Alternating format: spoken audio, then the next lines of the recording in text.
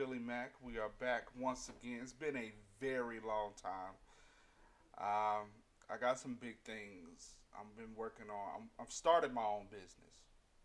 I've been working on it. I got some other stuff planned too. But the hiatus has been mostly because of my business. But more information on that coming soon because I think we're gonna change the world with what I'm trying to do, man. It's got big things going on. But I'm back. We are here once again, and it's football season. Football season is back. Football season is back, and boy, I'm ready. I don't know about you, but I'm ready. And today's video, or I should say, I'm gonna do 4 videos, well 5 in all, where I'm going to preview the league. Today we're doing the North, we're doing the AFC North and the NFC North. Well, this video is going to be on the AFC North. I'll have another video come out on the NFC North. I'm gonna try to do 2 videos per week, and then and so that would be 4 videos in all. And then the 5th video, I'm gonna go through. I'm gonna do the whole playoffs too. I'm gonna do the whole playoffs. My prediction, my Super Bowl prediction, my Super Bowl prediction, playoffs, teams, the whole nine. That's what we got going on. So without further ado, let's go ahead and get it started because I know my videos be long and I be talking a whole bunch on them. But for the NFC North, listen, man. This might be. It's always a competitive division. I mean, let's just put it out there. It's always a competitive division, but this year some things are gonna change. Some things are going to change, but we're going to start out with the Cincinnati Bengals. I think the most important thing about the Cincinnati Bengals, no more Marvin Lewis. Like, that's unheard of. Marvin Lewis had been there forever. So, even though you still got not AJ, Andy Dalton. Almost said AJ McCarron. Wow. You got Andy Dalton still. You got decent running back in Joe Mixon. You got AJ Green on the outside. I mean, the team still looks good. One of the things the defense suffered, no more Michael Johnson on the defensive line. So I don't know how their pass rush is going to do this year.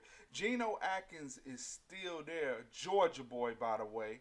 Geno Atkins is still there, but I guess they're going to go to more of a rotation type of D-line. Understand, people, I love football. My team is the Dallas Cowboys, if y'all haven't figured that out yet. So I'm only giving you what I'm seeing on the outside. Please do your own research to find out what it is your team is doing to better themselves. Not to mention, since Marvin Lewis is gone, it's a whole new coaching staff. Zach Taylor, I don't know who this guy is, where he came from. I didn't even bother to do any research. I'm not even going to front with y'all. But I have the Bengals going 6-10. That's because they do have the toughest divisional opponent schedule. That's based on the, I think it's called the Lythan NFL football preview magazine, and I guess that percentage is made up of when they face the divisional opponents, how early, how late in the season they face those divisional opponents. So I contribute that 6-10 record to the having a tough divisional opponent schedule, and they're going to end up 4th in the division if you haven't figure that out yet. Next is the Baltimore Ravens. Now look here. I love Lamar Jackson. But the one thing Lamar Jackson has not shown he can do that Michael Vick could do is throw the ball downfield. And I think that's going to be one of his downfalls. If he's not able to throw the ball downfield, I don't see this season being a good one for the Ravens because defenses are just going to stack the box against them. They want to. John Harbaugh wants to run that college offense and keep Lamar Jackson, you know, doing run pass options and stuff like that. I think it's going to be a tough time for the Baltimore Ravens because everybody knows when these NFL defenses catch up to you, it's, it's nothing you can really do. But I do like their draft. I'm not sold on Marquise Brown. I'm not sold on Marquise Brown. Okay, he got speed, and maybe they're looking for him to be more of a Deshaun Jackson type player, run downfield, that threat of going downfield, so the defenses can't stack the box, which makes sense as an offense. But I don't know. He looks a little fragile. He looks like he's going to be John Ross for the Bengals. So we shall see. Also, I love the Trace McSorley pick. If the Lamar Jackson project does not work out, I think Trace has a chance to be a decent quarterback in this league. I don't think starter is in his future, but I do think he has a chance. The defense has always been the strength of the Ravens. But they lost 5 starters. 5 starters on defense gone. We talking about Terrell Suggs, Eric Weddle, Zadarius Smith, C.J. Mosley, and Brent Urban. Those are some heavy hitters, man. Those are some heavy hitters on defense. Now, they did sign Earl Thomas. Great signing, especially for that type of team. But I don't know, man. The defense might suffer a little bit this year, and because of that, I got the Ravens going 9-7. They have the toughest non-conference schedule out of their division, and so therefore I think they'll end up third in the division. Listen, I think this year will be more of an anomaly. I think the division itself is just so strong. This is a growing year for Lamar Jackson, and I don't think they'll be able to overcome the schedule and the way defenses will catch up to Lamar Jackson. So therefore, I have them third in the division. The Pittsburgh Steelers. I mean, let's just be real. There's something to be said when you have the lineage of the Pittsburgh Steelers. They've only had 3 coaches since the 1960s. Like, there's something to be said about that. The thing that makes the Steelers the Steelers. Tough, hard-nosed offense, tough defense. That's what they're known for. You're not going to just beat the Steelers. Steelers are not used to getting blown out in games. You face the Steelers, it's going to be tough sledding each and every game. You're not just going to beat the Steelers.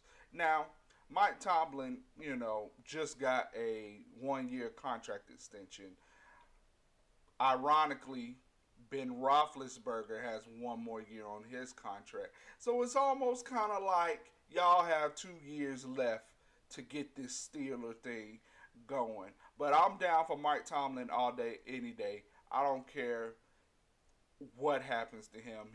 He's one of the best coaches in the NFL, and it's not even close. Like I said before, the Steelers have a mystique about them. You're not just going to beat the Steelers. You're not just going to take down the Steelers. So even though they don't have Antonio Brown, even though they don't have a Le'Veon Bell, even though they don't have a Jesse James, I don't think that offense is going to miss a beat. You got Juju back there. I really, really like James Conner. And Benny Snell. Y'all look out for Benny Snell. Okay? Benny Snell, he's a rookie out of Kentucky. Y'all watch out for that boy. He's hard-nosed. He's hard-nosed. And then Deontay Johnson out of Toledo. Toledo, for my college football people, Toledo had one of the best offenses in the nation last year, and it had a lot to do with their wide receiver core. They had one of the best wide receiver cores, so y'all look out for Deontay Johnson to kind of complement Juju Smith-Schuster. So with that said, oh, and the defense is going to get better because of Devin Bush. I mean, they clearly addressed their needs in the draft and in free agency. So the defense will be better, which has really been historically great for years. But I think they only have one. Listen, they only have one way to go, and that's up. So with a 10-6 record, the Steelers unfortunately are going to miss the playoffs. But it's because the AFC is so top heavy right now. I mean, you got the Chargers, you got the Chiefs in the West. You got the Patriots in the East. You got the Steelers and the Browns in the North. And then you got the Titans, the Colts, and the Texans in the South. And really, you can put Jacksonville in there too. So the AFC is really top heavy. Like, it's going to be tough sledding. But 10-6 record, hey man, I hope I'm wrong. Maybe they might make it in.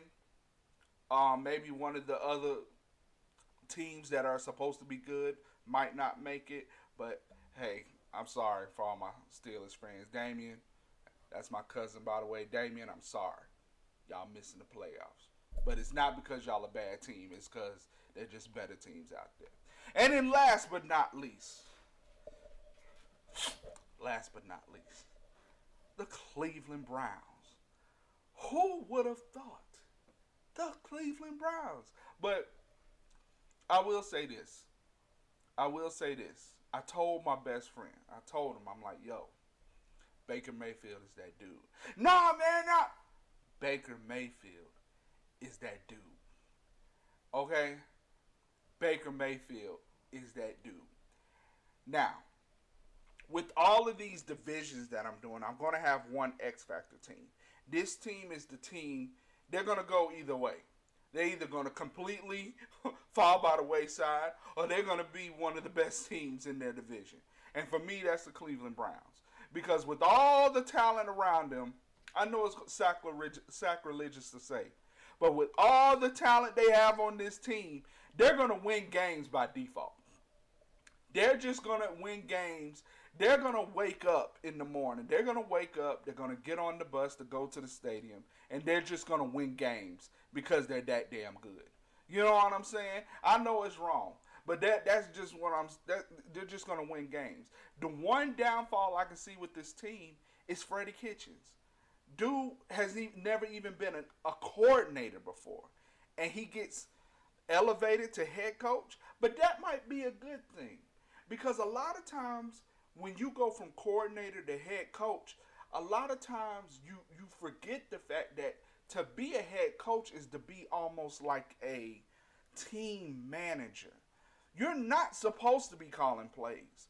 You're not supposed to be running the offense or the defense. You're not really supposed to be doing that.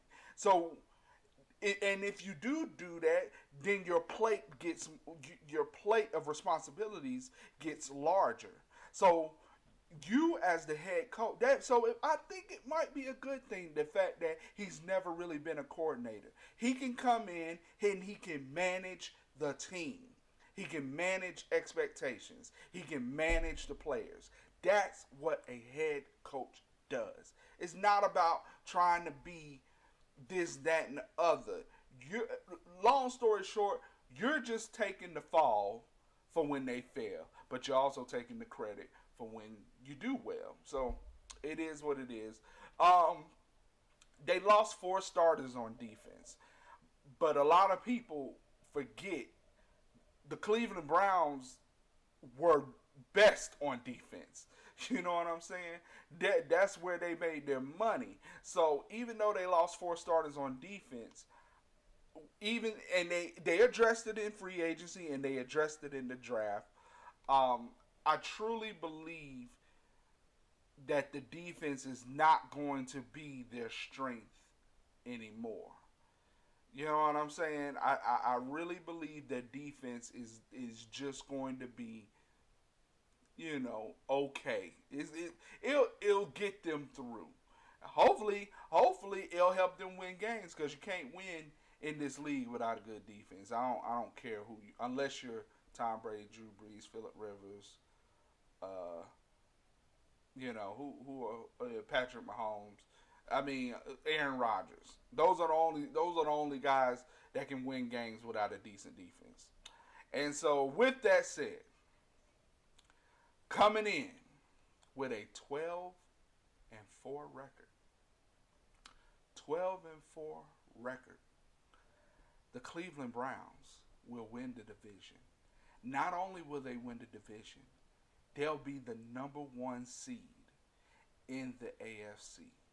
It's crazy.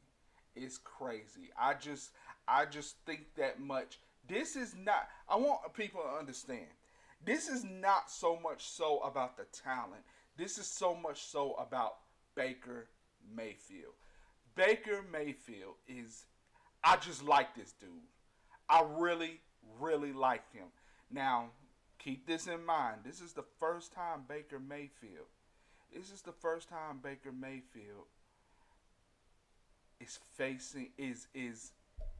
having expectations.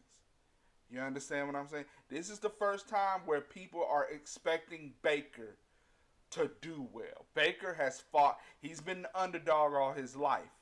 This is the first time where we're looking at Baker like, yo, you the man. We need you to do something. You know what I'm saying? So, with that said, that's my NFL preview of the AFC North. My NFC North preview should be up also. Please like, subscribe, share. It's your boy Billy Mack. Holla at you. Peace.